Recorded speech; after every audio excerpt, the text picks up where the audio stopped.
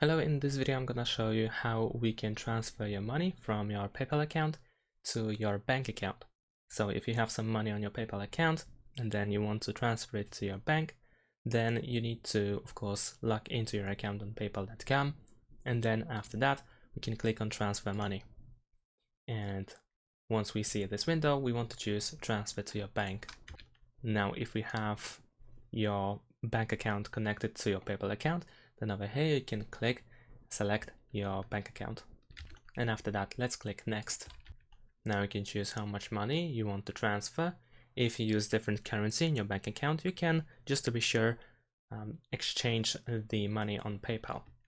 In order to exchange the money, you can go to your PayPal balance, you can click on the text, and then you want to choose the amount of money and the currency that you have. So if I have in euros, I can click on these three dots and then click on convert currency. And then I can choose the currency that I want to convert to and then click next. Now I can type how much money I want to convert. Over here you can also see how much money in that currency you have. And then once we type, we can click next. And we will see a summary how much we will get in the new currency. So let's click convert now. And there we go.